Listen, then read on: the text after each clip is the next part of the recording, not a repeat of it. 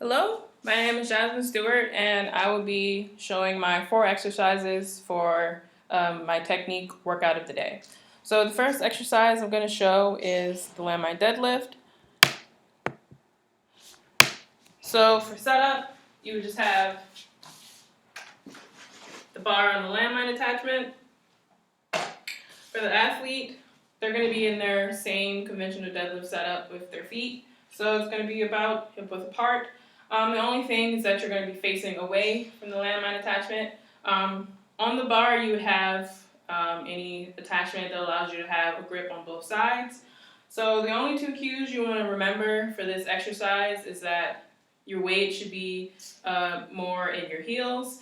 You're also going to push through your heels, and that you want to lead with your head. So that will look like you come up and then lift up. So you really can't see with the setup I have here, but it would look more exaggerated. So you would lean back more. And the point of this exercise is for athletes who have trouble in their conventional deadlift with leading with their head first instead of their hips. So some people you can see when they're doing their deadlift and they come up, their hips rise first and then they pull around. What you want to do is lead with your head first. So the landmine attachment is perfect for that because instead of with a conventional deadlift, bar going in the vertical path or the path that the athlete chooses, the landmine forces them to go backwards in a diagonal motion. So they're forced to lead with their head, and they're also forced to push through their heels and use their glutes to push off. If they were to try to lead with their hips first, it wouldn't work because they would just push forward while the weight is coming back. So again, this is a very good exercise for beginners or anyone new to deadlifting who doesn't understand that you should be pushing through your heels and your hips should not rise first. The only problem with this exercise, it's kind of hard to match weight with a conventional deadlift because you can only put weight on one side and it doesn't match. So it's not a very good exercise for people who are very advanced in deadlift. But it is a good exercise for your glutes because it forces you to push through your heels. So it increases that mind-muscle connection with your glutes. So it's a good variation for advanced athletes if they want a different glute exercise. But the purpose of teaching how to lead with your head isn't there for those advanced people. So the next exercise is going to show the box front squat. The front box squat. So for that setup, just want to make sure the box is at a diagonal. And a common mistake that you see with the box front squat is that athletes will have their legs too close to the box and then they will squat down too close to the edge of the box. So what that will look like is their knees jutting forward. So to alleviate that, all you're going to do is start with no bar, and then all you're going to do is sit on the box, and you just want to make sure that you see a moderate amount of the edge of the box coming through your legs. Once you have that, you're going to put your feet in your front squat setup, and then all you want to make sure is that when you're at the full depth, that your shins are completely perpendicular to the ground. Once you have that set up, you know where your feet need to be, and you also know where you're going to be hitting on the box when you come down. Another common mistake that athletes do is to completely sit down on the box, lose momentum, and then explode up. That is a different variation of exercise. However, the point of this exercise is for you to, when you come down, either touch the box, slightly hover over it, and come back up.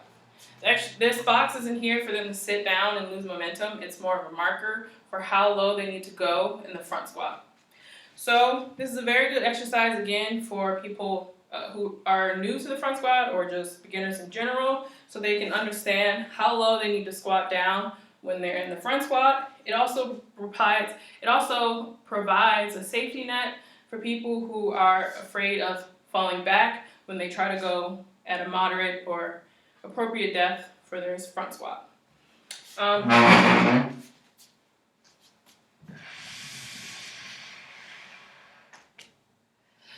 very good exercise for beginners. However, some small cons of this exercise is that it requires good thoracic spine mobility because you need to be able to get into front rack position and also squat to a decent amount of depth. So while it is for beginners, it does require a bit of a learning curve for some individuals. So you may or may not want to try this exercise, but it's good to progress into eventually. And the next exercise I'm going to show is the barbell offset lunge. So for that exercise, you're just going to have a barbell. You're going to have weight only on one side. You can pick, it doesn't matter, you're going to switch sides eventually. So for this exercise, just imagine this is the weight.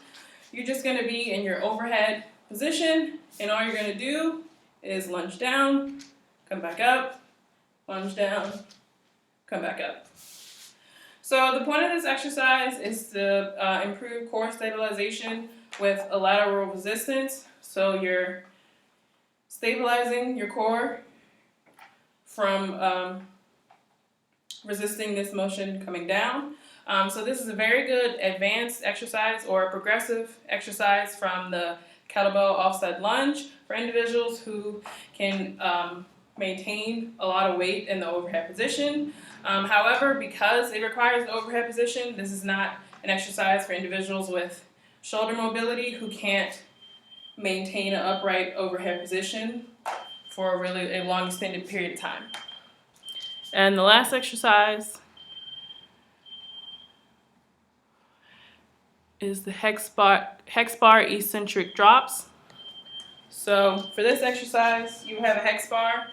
There will be no weight on the bar. That's not the point of this exercise. So all the athlete is going to do is have their feet in hip width, between hip width and shoulder width, or whatever feet position they have where they're doing a vertical jump.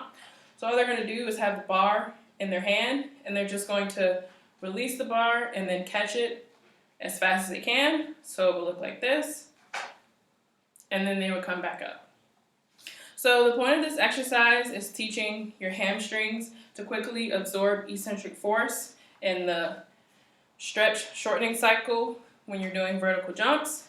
It's a very good exercise in teaching to quickly absorb force.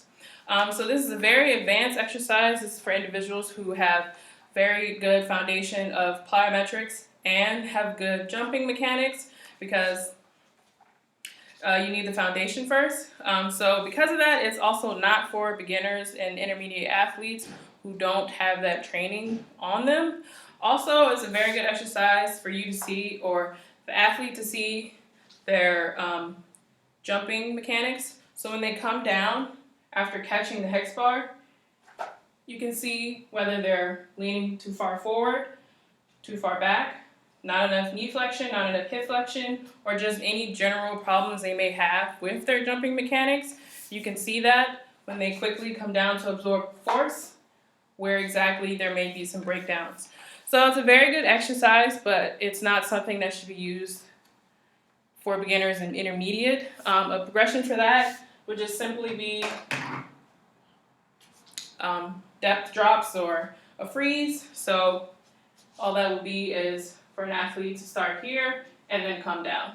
So that would be a very pre-progression exercise instead of the hex bar.